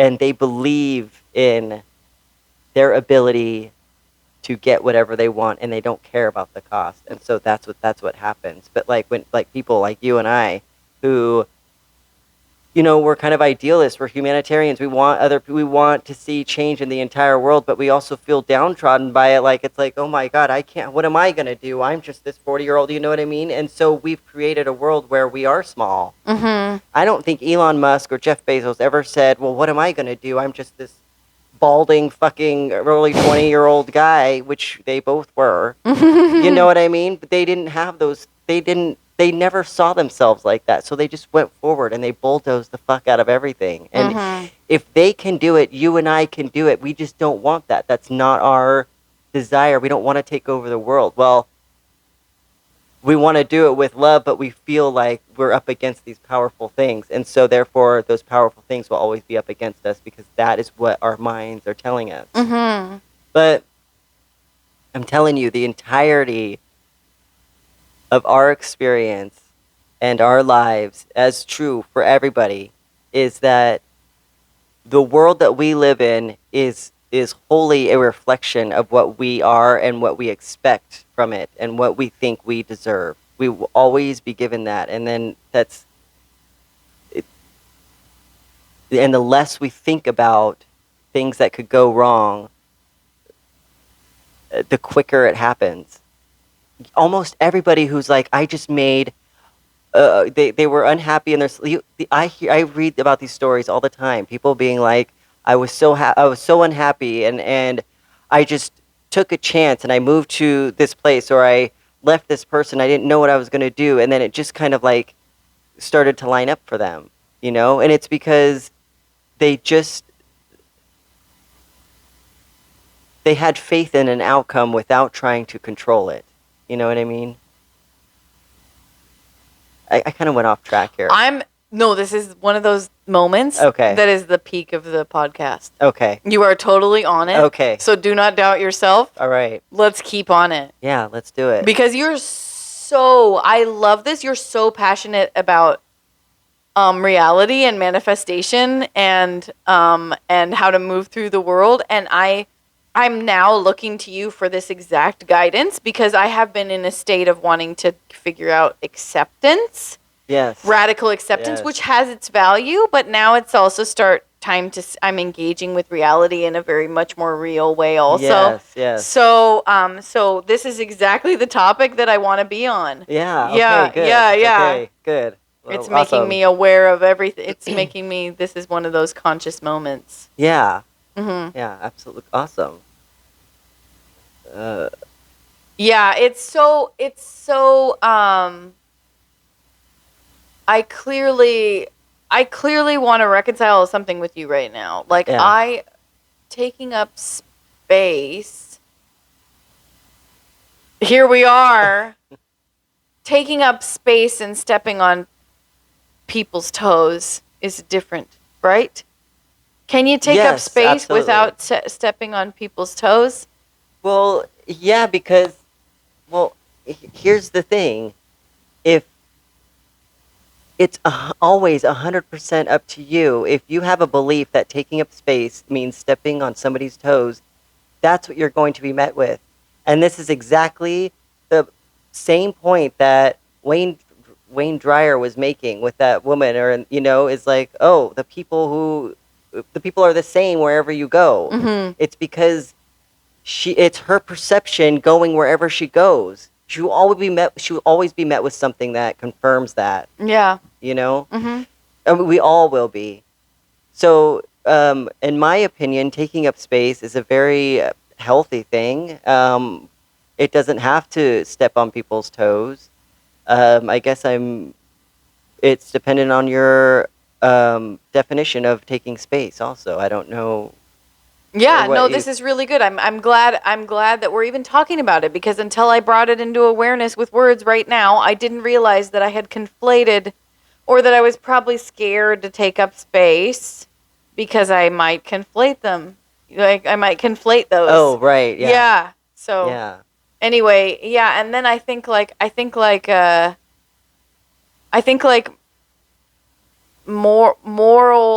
morals are this weird thing too where you can overdo them. You can overanalyze them. Did you ever watch The Good Place? No. Oh, okay, The Good Place. It was just they asked some interesting philosophical questions in there, but one guy was so scared to make any decision because he wanted to make the right decision that he was just always a puddle of overanalysis, and I'm going, "Oh, that's probably all of us." But Yeah. yeah, like sometimes I'm so worried about doing it right that I don't go forward either. What do you mean? I don't know. I'm just getting this sense that like I try to be more like, and I had to move a little bit because I wanted to sit differently. Yeah, that's fine. Yeah. Yeah. No. What am I trying to say? There's like a good girl in me that wants a reward for being a good girl. And I think that person is a little bit angrily waiting her reward. I'm just realizing this now. Yeah. And that is probably limiting how much space that I'm taking up and how much agency that I'm doing. Yeah. Does that make sense? Yeah, Yeah. absolutely. And what do you mean by what does that mean to you being a good girl, or like what is the most nice, which seems so detrimental. Most, like, compassionate or welcoming and like accepting. Yeah, unfortunately those ideals that probably are within us and that we do share, unfortunately you can get an ego around those things too. Yes. So I'm just sort of piecing this together right now as I realize it. Yeah. These are my barriers to these are barriers. I don't know. Do you share anything like that? Like do you have any things that you think limit you when you're walking through the world? I shouldn't even say trying to walk through the world. Even my language is limiting us, but yeah, I mean, the things that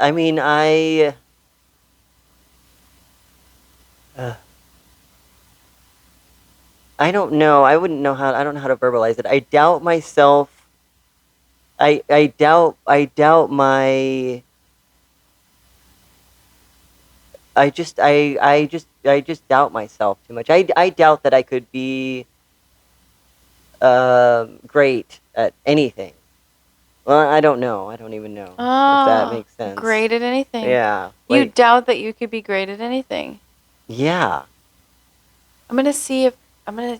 Yeah, I mean, can we dive into that? Sure. Yeah. Like a couple of podcasts ago, you said you'd be a painter if like you, right? Do you feel like you could? I'm just picked a random example. Yeah. Do you feel like you could ever be a great painter? No. That's why I don't paint. So you don't ever do it because you don't think you would ever be great at it. Yes. Apparently. Yeah. Actually, now that I. Yeah. Now that you. Yeah. Fuck. Yeah. So it keeps you from even starting. The Yes. percent. Even though to be great, you've got to like kind of do it. This is the You- so ev- relatable. every great painter, I mean, started somewhere, right? So Mhm. I don't know why. I don't know. I don't know really where that comes from.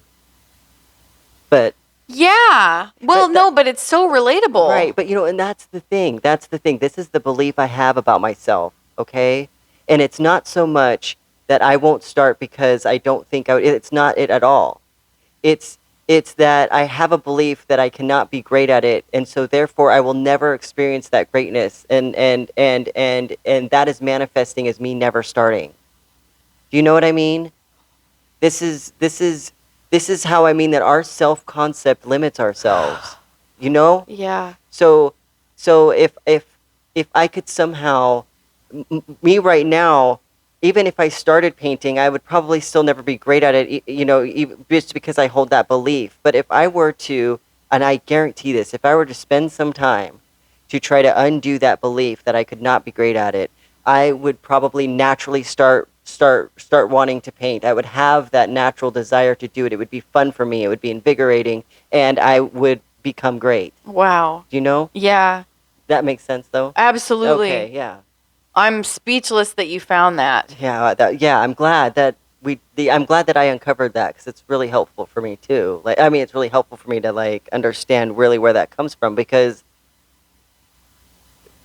I don't think that I don't know why have that belief, but I do know that it can be overcome. But for some reason, I don't even work on it. It's because that belief is kind of heavier than my ability to transcend it in a way, Sure. But yeah, and that applies for every belief that we have. Mm-hmm. That's how it's reflected back to us in our Mhm. lives. Mm-hmm. That's so interesting. And a really great concrete example. I think we are bursting barriers right now because I could feel a little anger and then when I called it out, like, oh, I think there's this angry girl wanting wanting her reward for being nice. The power of language again, it moved it. Yeah. It began, and then you figured out that you're going, oh my God, like, yeah. so we're on to something really powerful here. Yes, like just identifying something is, like burst things open, I think. Yeah. Yeah, absolutely. Because these things, like we've talked about in other episodes too, like these things are happening subconsciously. Right. In the sense that in the morning, no prompt is coming up in front of your face going, do you believe you can be? Do you want to reinforce the belief or not? Right. Yes or no. Right. If you saw that, you'd be like, of course not. But you just, it's happening so quickly and so under the radar. You know what I mean? Yeah. The mind's habits. The mind is so good at building habits. Have you noticed that? Just a couple, I think we had already talked about this before, but it's so good. Like, oh, you don't believe it. Well, every time that anything related to this comes up, like, you don't even need to think about it anymore. I'm just going to remind you that you doubt that it exists. Like, right. Really efficient machine, but like accidental programming that we've put in there. Right. And you know what I think it starts from is we somehow feel comfort in the belief. I think that there's a comfort in it that it makes us kind of fall into it a little bit. And because I think our brains are like, they are hardwired to bring us like peace and comfort. Like that, they will search for that. So I think, yeah. But I don't know. Does that align with what you were saying? Or Yeah, no, Okay. it is. I was just trying it on. Oh, okay. Because we've talked about this before, haven't we? That even though we want to be the ones that are out there making a difference and being brave and being vulnerable, the brain's natural tendency, if left unchecked, is this what you were alluding to? Yes. Goes to safety and comfort. Right. The belief that we would never be a great painter is by and far more comfortable and safe, Yes. Safe. than the belief that I am meant to be a great painter. Right. Terrifying. Right. Because then there's a possibility of me letting myself down, and then but if I stay small, if I stay without trying, then at least I know I haven't failed. Do you know what I mean? But at the same time, it's what a failure to our potential. Absolutely. Like, and what is failure anyway? Why would it even be a failure to try and have it not turn out like I don't know, like, is it really a failure, or is it like just you're just adding more to yourself. You're expanding somehow. Even if you end up being horrible, you're learning about something. Yeah. You're gaining some type of skill. Without a You're doubt. facing something. Yeah. It's not stagnant. No. You know, but no, we're like, oh no, I'm so scared of it not turning out perfect that I'm going to just be tortured for my whole fucking life by just doing nothing. You know? I'm with you 100%. You are not just talking from you are talking from also me. We are limiting ourselves unconsciously Yes. and missing out on a lot of experiences and a lot of shoot for the moon and land among the stars kind of Yeah. vibes. Yeah. Absolutely. All because we just think that, we're safer that way somehow. Yeah. I bet there's beliefs like that for me and you all over the place, like a little minefield Yeah, in our brains. I know. I feel like I could just make a list right now. Yeah. Funny. Yeah, I just yeah, I'll do that. Yeah, we could just do that. We could say like, all right, I'll go there. We could be great piano player. We could be great. Yes. We could be great dancer. Yeah. Like, I thought I was yeah. gonna be more scared when I said those things out loud, or maybe where's the thing that I'm gonna be a good piano player. Okay, there's the fear. I'm gonna be a great piano player. Oh, I feel so exposed. yeah. When I say that, I feel so exposed. Do you know what I mean? Yes. A great piano player has to be on stage and play for people and risk making mistakes and risk like criticism. Right. Or a great dancer, so has to be exposed. It's just an exposure. Yeah. Yeah. So that would have probably felt like less safe. Now, maybe as an adult, maybe we're revisiting these things, but maybe there were Yeah. times when that would have been more scary. yeah. But I guess it's so much. Yeah, it's sad. It's sad if like, oh, it feels so exposed. To think that it might have gotten buried because that feeling of exposure was bigger at one point. yeah. But I just sat with it for a minute and I became like, okay, well, like yeah. you know what I mean? Yeah. Do we get better at sitting with things at when we practice, and we get better at being aware of things and handling things as we mature? Like maybe when we were kids, maybe these beliefs got in there when we were kids, when being Yeah. exposed was threatening to the look. Do you remember being a teenager in high school or whatever? Doing something embarrassing in high school or middle school was the most mortifying thing. Yes. right? Yeah, absolutely. So now when I think about being exposed, I can sort of sit with it. Yeah. Like, it's not like it would be easy, and I would be scared when it happened. Like, we were talking about this with resumes and stuff. I was still fucking Oh, terrified right. when I did it, Yeah. but I would maybe be able to handle it now. Does it make sense what I'm saying? What I'm trying to say is that I'm countering the beliefs that might be in there that I could never be a great piano player, watching what comes up, but I'm better able to sit with it and see that it's not as scary as I would have thought, and I'm wondering what sort of nervous system I had when that belief got built, because it's actually not. It's not scary to be exposed. It's scary to never be exposed, like we've talked about. It's scary Right. to never risk it. So, anyways, Yeah. the more we talk about this now and get these out, the better off we might be, because we might have built all these beliefs when we had a way different Yeah. life around Absolutely. us. Yeah, absolutely. So what else do you want?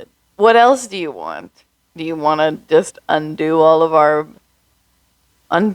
things now? What else do you want? You're a great painter. Yeah, I want to be a writer. I want to be a good writer. A good Cool. one. Cool. Yeah.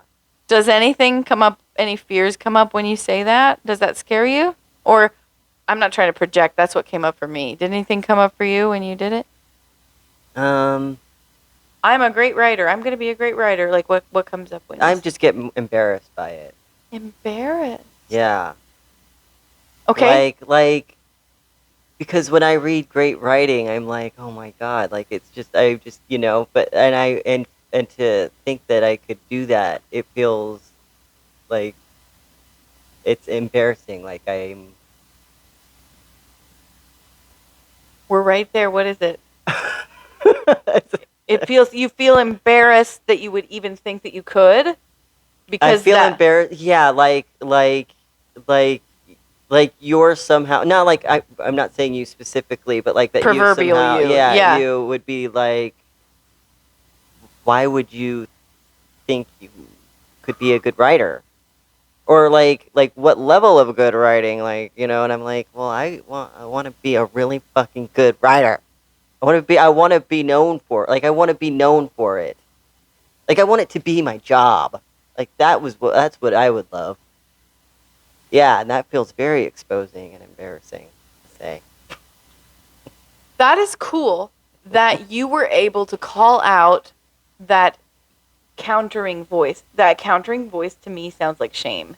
A different version of shame. There's two kinds of shames. Like, you could never do that. You could never do that. That's Yeah. one version of shame. Yeah. This I'm learning from Brene Brown. Take it with a grain of salt, and I'm not going to take credit for it. She's like, okay, there's the shame that's like, you could never. But then when you do, or a different flavor of shame is, well, who do you think you are to do that shit? You couldn't do that shit. Like, it's like a bully. Shame can be like a bully. Yes. So anyways. It is a bully. Yes, absolutely. So you are feeling maybe embarrassed, thinking that you couldn't, because something in you got set to be like, why do you think you could do that? Why do you think you could do that? Like, I wonder how that got in there. I just feel embarrassed at the thought that I have exposed myself as wanting to be great at something. Huh. Does that make sense? Yeah. And writing just so happens to be it. It literally could be anything. Just in this conversation? Yes. You're embarrassed that you've exposed the desire for your own greatness in this conversation. Yes. I get it viscerally. I get it. But yeah, let's figure out why. Let's figure out why. You want to? Sure. Why do you think? I was just checking. Why do you think that wanting greatness is something to be embarrassed about? Or wanting to be great is something to be embarrassed about? Is it because now, later, if you don't, you'll be ashamed? Do you think it's greedy? Do you think it's egotistical? You know what? I think it has to do with feeling egotistical. Okay. The thing is I don't know if the thing is like, I think it makes me feel like I want to be superior to other people or something. Do you know what I Oh, mean? And yeah. so I guess I feel shameful that I guess it's like in a way I'm admitting like I want to be great, which would mean that I'd have to be better than at least one other person. You know what I mean? Like, Mm. I think that's the core of it, even Mm-hmm. though I'm sure there's like other stuff floating around as well. Mm. Does that make sense? Do you get Yeah. okay? Yeah, it's like who are you to want to be better than? Like if I were the voice of the shame there, would it be like Yeah. who are you to want to be better than other people? Why is it not what am Yeah, I like I'm why do trying. you yeah, why would you want to be why would you want to be great? Oh, okay, you want recognition for it, but then why would you want recognition for it when you like who are you to want recognition if you don't feel unless you feel like you need validation that you're better than others? And Mhm. a lot of this is kind of I know it's revolved around a lot of work that I did years ago that it's still like is part of me, but like it's like undoing the personality and the ego and becoming detached from like egotistical stuff and for the sake of um I don't know, some type of spiritual shit. And I've been trying to undo that, and it's really hard because when I really find a concept in spirituality that I feel like is real, and at the time it really affected me, I put all of my effort into really embodying it, not for the sake of like just for myself. I really want to truly embody it. So I would gone down this whole path of being like, okay, um, our personalities are what separate us from other people, and if we're all one, then even having like an opinion felt weird to me in a way, and it was Mm-hmm. like I became just this person who was like agreeable, and this is where a lot of my like not wanting to make space for myself comes from too. It was like I'm just whatever. So I think it stems from that time in my life, which was a long ass time ago, 15, 20 years ago. Okay. Yeah. Well, it's beautiful that you found that you've conflated this desire to create something impactful with like what competition and a validation seeking Yes. when really what is this is you want to be seen, Right, and well, that's which is a totally human need. You want to yes, create something of you and have it be seen. yes, and it is in fact deeply spiritual to follow that, Yeah. right? Yeah. Beautiful. Yeah, it's like, oh gosh, Yeah, and I'm like, you're not even saying that you want to be better than any particular people. Just some no, people are going to be over here being painters. Are you going to be a better writer than them? Maybe. But then right, over here's a bunch of people being writers. Are you going to be better than any of them? No, you're right, just going to join the space with all the other writers that are doing their own thing, and you're just going to do your own thing too. It's not right, competition. yes, yes, It's not competition, yes, you're and it's not right, validation seeking. right. So we're countering this voice right now. Okay, yes, we If you're are, into it, yeah, yeah, because absolutely. I'm digging this. I want that freaking book from Jay Yeah. Bartlett. I want to be crying into my Kindle. I'm ready. Shit. Yeah, this is good. This is good because Yeah. these things can go unchecked, because if those bullies keep talking, we might go, "Oh no, you're right. I won't do that then." Yeah. Yeah. But you just expose the bully as like, yeah, this is not this is not your ego at all. You don't want if you let me. You don't want. You want to write the thing that sees you, that is you. You don't need you. If you could choose between something that got a little recognition, but was a total reflection of you and taught you so much, versus something that wasn't really you, but got you like a ton of recognition and validation, which one would you choose? Right, definitely yeah, because that would be the whole point of it. Yes, yes. You are okay. not seeking these You're things. right, You are not right. seeking these things because when I offered them to you on a silver platter, you did not accept them. Right. You said, I want the mirror. Yeah. I want to create the mirror for me and maybe for other people. Yeah. That's good. Mm. Damn, that's good. We're beating the shit out of shame I tonight. know, I'm gonna clip that. I'm gonna clip that and put it on repeat. Oh, good. Good, That good, was good, good. Thank you. I appreciate that. Yeah, That me felt too. good. Oh, you freed me too. Oh Some my stuff. God. We're getting these things out of our system. Yeah. The bullies, man. Yeah. It's amazing how internalized these voices can be, and when you look around, your world is probably so different from when they got built. But it's I know, but it's like you believe in them to the point, and it's like they're insidious, like it can be so subtle, and it's like they become a part of you. It's like it becomes how you believe, your beliefs of yourself, and it's just back to that same thing, It's like it becomes like your part of your identity, and Mhm. what you believe you're capable of, even. Mhm. And all I had to do is ask why I felt that way, and then Mhm. just to uncover that it's just built off of some shit that I was going through years ago. Yeah. Yeah, but it's so funny how those little machineries can pass right through if we don't question them. Right. But you had the courage. We've each had courage to like Yeah. explore them, not knowing where it's going to go. Right. And then we're going, oh, when you give it a voice, you can question it, especially when someone else is there. It Yes, feels like, yeah. yeah. Yeah, I thought this was so. Yeah, this is a really cool uncovering. Nice. What a brat that voice, that ego. I The know. voice that's trying to prevent Could egos you- actually ended up stopping your heart. That's crazy. I know, and it's like. What an I know, these are the things though. These are the things Oh, like man. these are the things that are fascinating. Yeah. Because that's what meditation will teach you, to like have less attachment to your wants and stuff. But and I think there's some validity to that, because sometimes your wants are imbalanced or bad for you or whatever, but then sometimes it's like you got to pursue those wants, like Well, yeah, it's sometimes it's your heart speaking to you, and you want that experience. There's nothing wrong with wanting at all. no.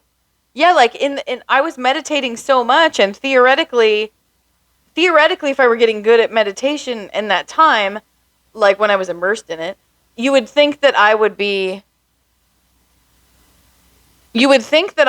able to not want anything, but I can look back on that time period and go, but my fucking social needs were not met, and I was Yeah. super isolated and stuff like that. And if I were solely in that meditative framework or whatever, I could go, it was totally cool. But like, I think like still that can make the difference between flourishing and not flourishing. It's like you can become a great meditator if you do everything like we're describing strictly, like that voice might have been describing strictly. But is something maybe lost? Maybe I have needs for connection, and maybe connection can teach me more than meditation could have ever been, because maybe connection is more engaging for my particular nervous system. Right.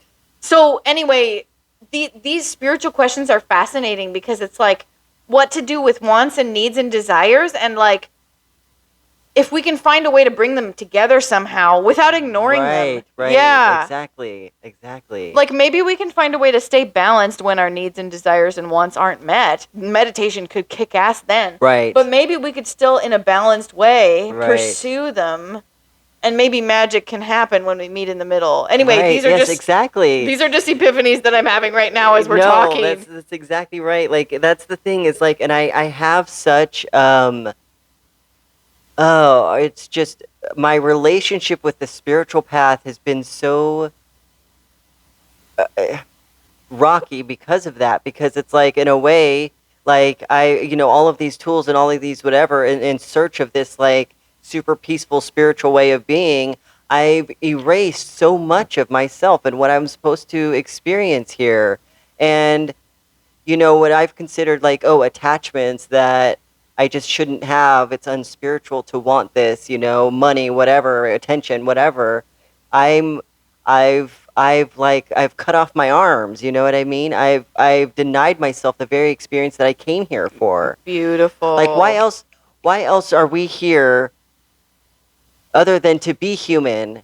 And how can you be human without human wants?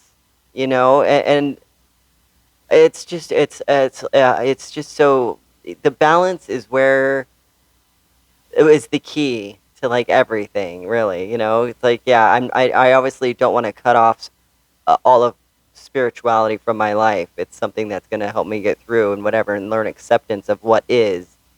But also I want to have an amazing life. I want to reach my potential, and if I see everybody else or anybody else crushing the game, I know I can crush the game in the game that I defined for myself. You know what I mean? So, yeah.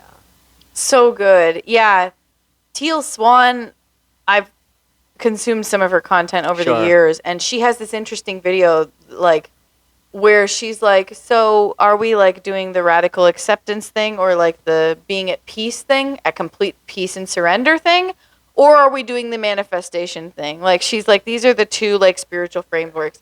She basically came up with, like, humans, like, they're like we're kind of hinting at, they're kind of hardwired to do stuff. Right. Like, and pursue stuff and work. And she's like, there's real joy to be had in, if you can accept how things are, but there's still real joy to be had in working toward Right. what you think ought to be. And so that's how she reconciles it. And she's like, what she says is fascinating, that quote, like, before enlightenment, chop wood, carry water. After enlightenment, chop wood, carry water. So we're still probably going to be humaning and working Yeah. and toiling towards something. I don't know. That's what humans might do. I don't know. Just, I don't want to do. What is like the extreme of, like, not pursuing anything anymore? I don't know if that's us. I don't know if that's where we're at. I Right, don't know if that's right. an authentic way to be. I don't know. Right. Yeah. No, exactly. I don't. Yeah. I think if your heart is yearning for something or wants change, like there's always something to be had. But I do think that the way the way to move forward is always by accepting what is. Yeah. You know, like that's like the secret sauce. It's really hard to manage. You know what I mean? It's like finding that wherever you are right now is okay. You're right on time, and it is beautiful as is. And I'm also gonna go and get this or want this and whatever. And like I feel like that's when life really shows up or like unfolds, and it like becomes like this like waterfall of like goodness. Yeah. Yeah, absolutely. Yeah. Yeah, there is so much room for that. There's so much room for that Yeah. because I don't know, that's almost yeah, I'm unhooking so much of, like, the resistance of what is. Yeah, I know. Yeah, I know. Well, I get that. Trust me. I mean, that's like me too. Yeah, I think brains are really good at finding problems. My brain Right, is right. really good at going, "Oh, is it time to it's time to figure out the next problem yet?" Like, Right. instead of like, I know. this is great. I know. This is great. My mean- brain is like problem focused. It thinks everything's a problem. Like, Yeah. really, I'm trying to undo. Anyway, babbling. Well, listen, that whole idea of like full acceptance of the current moment might just be what enlightenment is. I mean, I don't know, like yeah, because who can do that? I salute. Yeah, when's the last time you met somebody that's like, I'm in constant full surrender? Yeah, exactly. But it's a constant. It's always a constant work. Life is a work of art. It's like it's a never-ending work of art. I think I want to I'm totally pivoting. Yeah, please. I think what we are doing when we dismantle our own beliefs together, Yeah. I find this extremely engaging. I think this is healing that we're doing right now. Yeah, I think and so. then I basically, my mind went, I get so many dreams about being a hands-on healer, so much gold always. It's also time for me to pursue that too. Yeah. I got to be touching people. Yeah. I think. Yeah. I mean, we're healing stuff right now.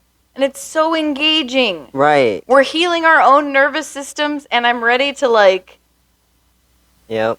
massage people maybe. Yeah. Yeah, it's anyway, that was just a That's thing. good. That's amazing. That's Yeah. a good realization. Or Yeah, I'm just unblocked. We're just in the and I don't know about you, but as we're talking and I'm engaged, I'm feeling more and more in my body, and I'm feeling hotter.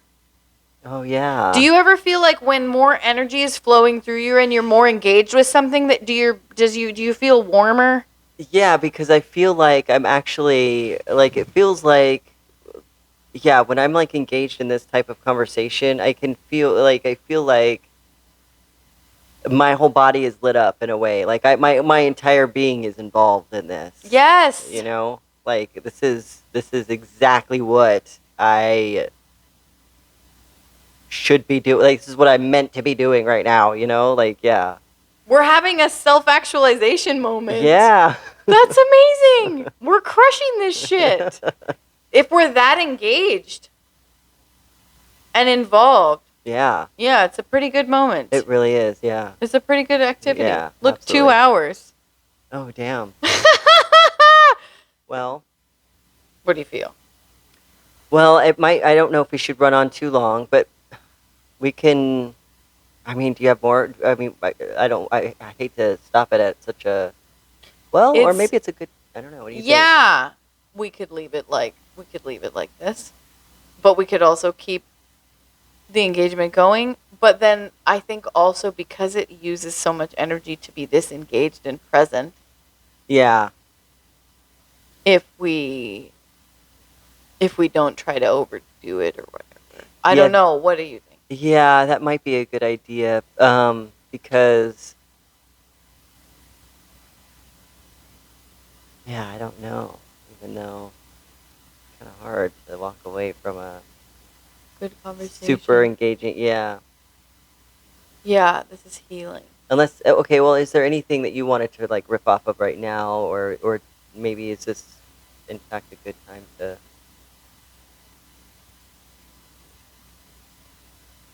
Let's sit for a moment.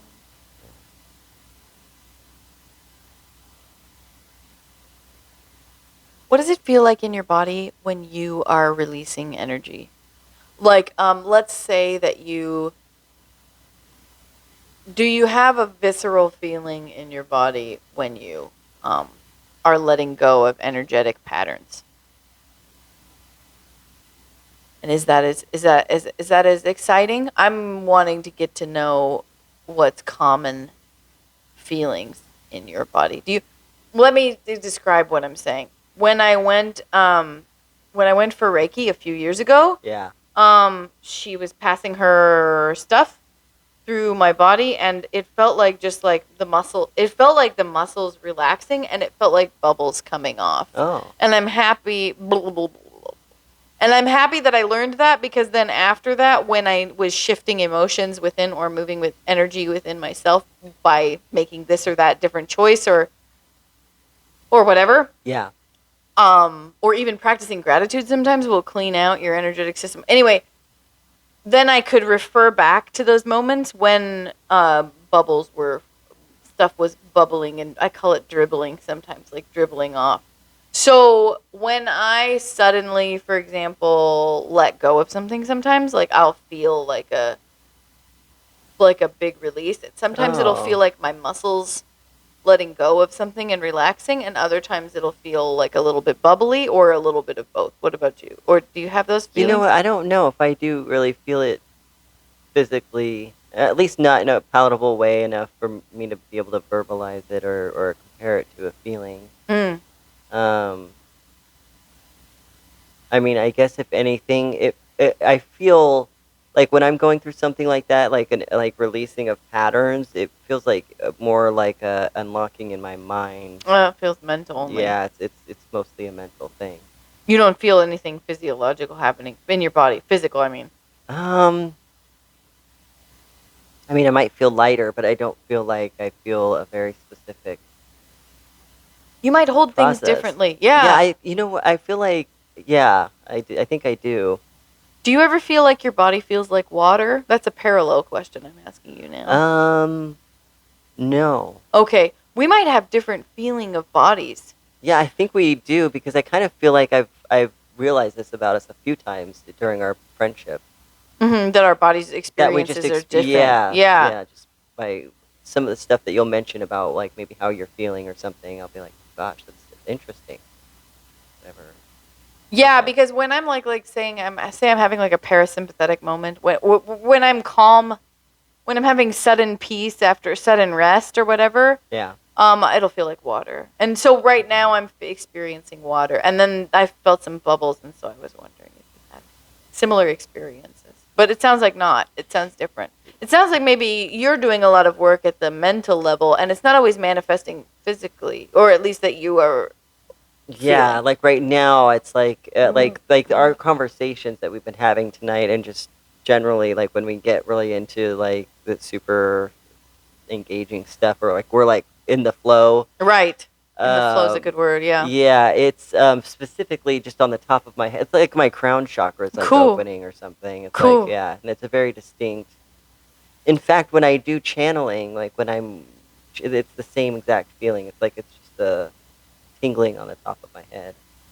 Tingling. Yeah. Does it feel cool or warm or It just feels like golden or it's like someone's poured soda on it, and it's like the carbonation is like oh, bubbling? bubbling. Yeah, so I guess Oh, bubbling is kind of a good, that's maybe a cool. different kind of bubbling that you're referring Yeah. to, but Oh, yeah, like you're like fizzy bubbling. fizziness. Yeah, Wow. yeah. Cool. Does it ever feel like it changes the temperature or of your skin, or like if you touch your head when that's happening, do you feel anything physically? No, It just feels energetic, it's just fizzing? it's a very physical feeling, but the temperature doesn't really change. Mm. But when I do healings like that we learned how to do, my hands get burning hot. Yeah. Like it gets uncomfortable almost. And then when I'm done, I'm like, it's like I can't even. I'm like having to blow on my hands to try to get them to cool off. Oh, But that's the only time I really have felt a temperature change in my body due to like energy stuff. sure. Oh, that's cool. Yeah. Yeah, I find like when I'm having like I must be really feeling really conscious right now because I'm feeling like bubblies and I'm feeling like the water, and that usually comes after like lots of meditation or whatever. Oh yeah. Yeah, so it's cool to reach that through just conversation. Yeah. It's madness. Yeah. Yeah. Yeah, I had like at the beginning of a 10-day retreat, for example, if there's a fly, it lands on me, I might habitually. But then, like, if I'm going deep and deep and deep into non-reactivity, there'll be like 3 flies on me or Oh whatever. When I yeah. have those moments when I'm like, I'm not going to react to anything, Yeah. and I can hold it all. Those are moments when I start feeling like water, Oh yeah. like pure. My body's like pure flowing water. Yeah. So that could just be me, any number of things. That could be what my nervous system feels like to me, or my blood. I could be feeling my blood. That's so interesting. Yeah, yeah. Yeah.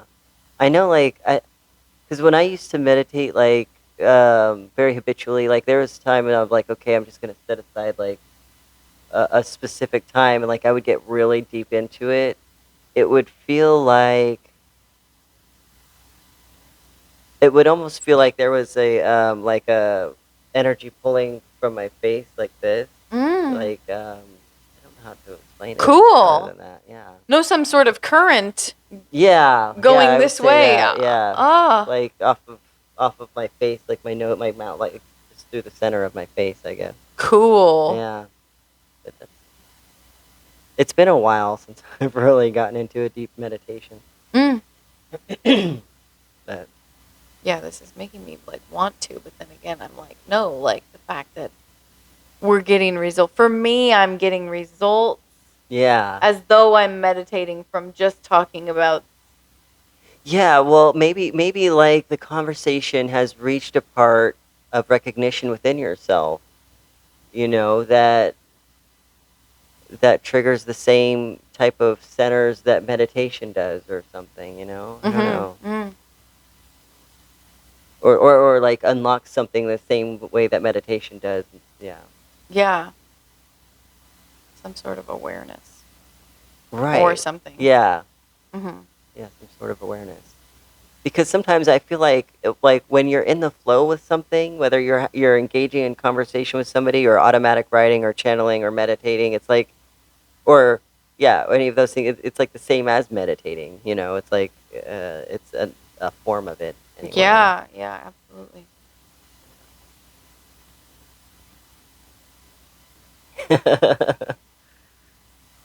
Sick. Yeah, Sick. that's right. Feeling good? Yeah. Complete? Yeah, I'm feeling complete. Are you? Yeah, yeah, yeah. Okay. I could babble, but then let's eat some chocolate cake. Yeah, you know what? That sounds grand. All right. We have to go. Yeah.